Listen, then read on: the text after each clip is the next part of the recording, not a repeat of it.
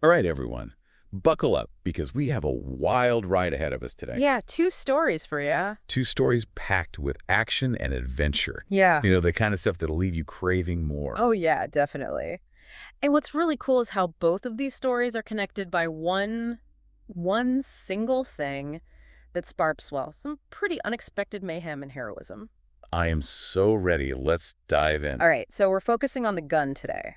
Classic. A tool that can, change the course of history. Exactly. And we'll be looking at how it shakes things up in some pretty fantastical worlds, what you might think you already know, but, well, with some surprises. First up, we're heading to Sleepy Hollow.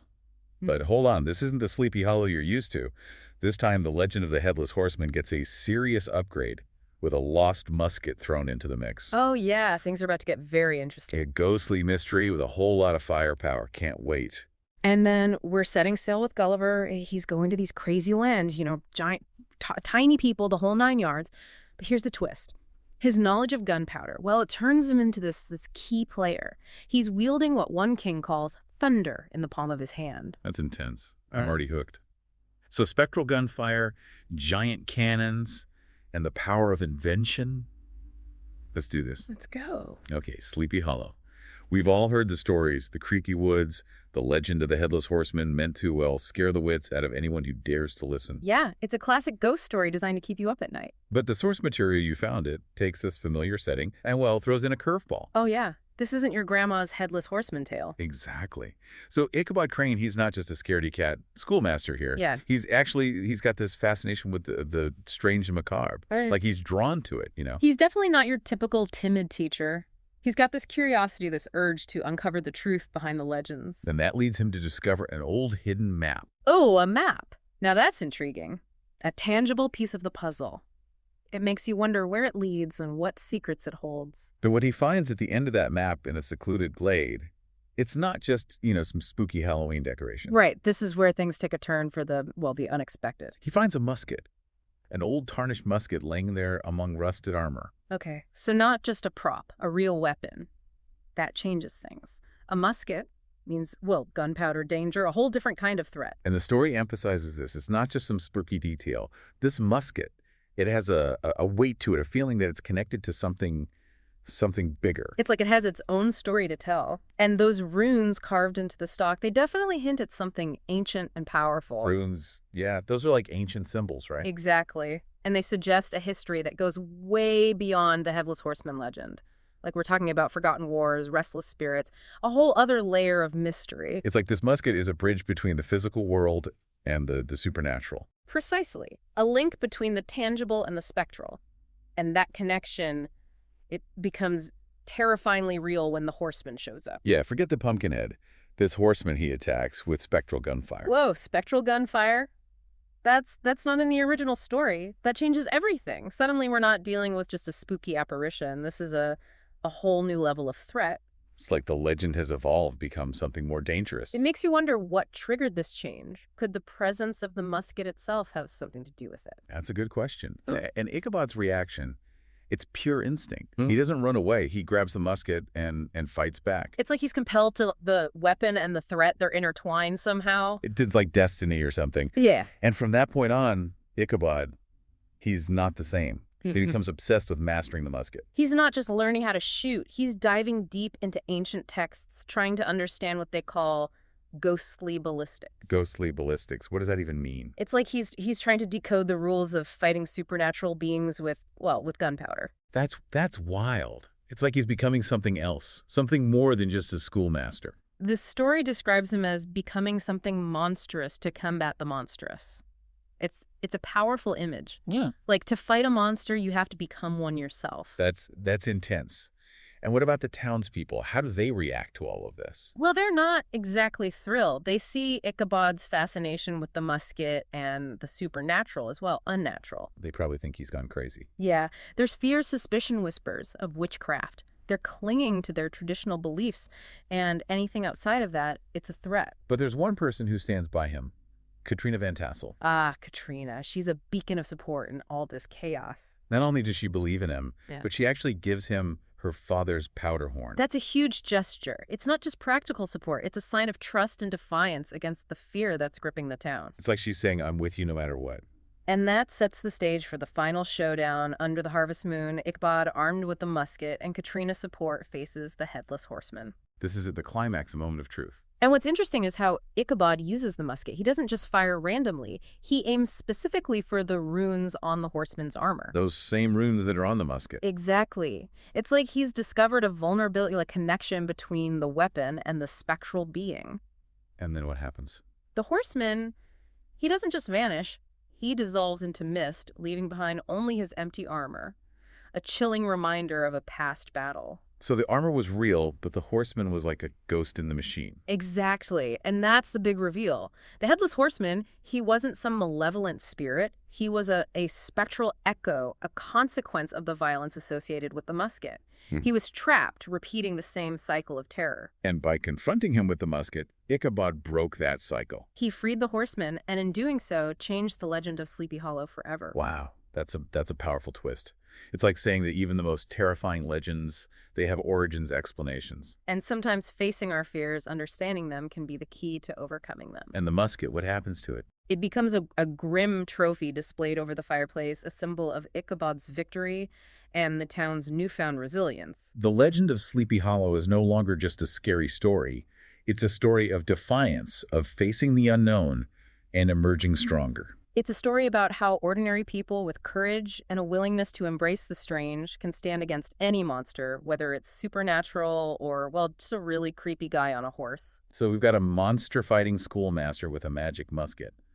What's next? Giant cannons. You got it. We're setting sail with Gulliver now, and things are about to get, well, huge. All right, Gulliver. He finds himself in Brobdingnag, the land of giants. Talk about a change of scenery. Yeah, suddenly he's the small one surrounded by beings that tower over him. Everything he owns, everything he knows, it's all, well, tiny in comparison. It's like being shrunk down to the size of an ant surrounded by towering skyscrapers. Exactly, and the source material emphasizes this difference in scale. Gulliver's belongings, his clothes, his tools, they're all seen as toys by the Brobdingnagians. It really highlights his vulnerability. He's completely at their mercy. But what makes Gulliver valuable, what sets him apart, it's not his size, it's his knowledge. He's a ship surgeon, so he understands chemistry, medicine, things that are beyond the Brobdingnagians' comprehension. And that knowledge, it catches the attention of the king. Who I imagine is a pretty imposing figure. Oh yeah, a giant among giants. But he's also curious, intelligent. He recognizes the potential in Gulliver's understanding of the world. And that leads to, well, a pretty explosive demonstration. The infamous cannon incident. Gulliver, he builds this miniature cannon, loads it with his homemade gunpowder, and, well, blasts a tapestry to smithereens. The king's reaction, it's priceless. He's initially stunned, but then he utters that iconic line, "You possess thunder in the palm of your hand." Thunder in the palm of his hand. Yeah. That's poetic. It perfectly captures the power that Gulliver now wields. And it instantly elevates his status. He goes from being a curiosity to being a valuable asset. The king commissions more of these miniature weapons. Gulliver becomes his personal well-arms dealer. And I bet Gulliver, despite his newfound importance, he's still thinking about getting home. Oh, absolutely. He's homesick. He yearns for his own world, but he also understands the situation he's in. He's under the protection of a giant king, and that protection comes at a price. Freedom isn't free. And that price becomes all too clear when news of Gulliver's thunder weapons spreads. A neighboring kingdom, they get wind of this new technology, and they decide to invade. So now we've got a war on our hands. A war between giants with Gulliver caught in the middle. And he's not just a bystander. He's pulled into the conflict, becomes a strategist for the Brobdingnagian army. Can you imagine that this tiny human advising these colossal beings on warfare? It's a testament to his expertise and the disruptive power of technology, size, and strength. They become secondary when you have something like gunpowder on your side. And the battlefield, it must be an incredible sight from Gulliver's perspective. The source material describes it as well. Mind-boggling. These giant soldiers, they look like ants from Gulliver's point of view. And then his miniature cannons, they unleash chaos, breaking the enemy's charge. It's David versus Goliath, but with a whole lot more firepower. In Gulliver, he's not doing this out of some sense of, heroism or duty. His main goal is to secure his freedom. He's trying to win the king's favor so he can eventually go home. Which raises an interesting question. Has Gulliver, in his pursuit of freedom, become a monster himself? That's the moral dilemma at the heart of this story. He's brought this technology of war to a land of giants. He's responsible for the destruction or the casualties. Is freedom worth that price? It's a question that weighs heavily on Gulliver, and we see a shift in his approach. He starts to move away from relying solely on weapons. He begins to explore diplomacy negotiation. He's trying to find a different path, a less destructive one. And that's a crucial turning point. He realizes that true power, it's not just about brute force, it's about understanding communication, finding common ground. It's a lesson he carries with him to his next destination. Lilliput, the land of tiny people. Talk about a role reversal. Now, Gulliver is the giant, and his pistols, they're perceived as godlike weapons. The Lilliputians, they must be terrified. At first, yes. But that fear quickly turns to awe, and then inevitably to demands for demonstrations of power. It seems like everyone, regardless of size, is drawn to the allure of ultimate power. But Gulliver, he's changed. He's learned from his experiences in Brobdingnag. So what does he do? Instead of showcasing his weapons, he packs them away. He chooses restraint over display, and that surprisingly makes a bigger impact than any show of force could have. It's like he's saying, I'm not here to threaten you. I'm here to offer something different. Exactly. He offers them knowledge cooperation. He tells them, we can build peace or we can destroy each other. The choice, my friends, is yours. It's a powerful message coming from someone who has seen firsthand the horrors of war. And the Lilliputians, they listen. They're cautious, of course, but they're open to the idea of a different kind of relationship. One built on trust and mutual benefit. And that leads to discussions of trade alliances.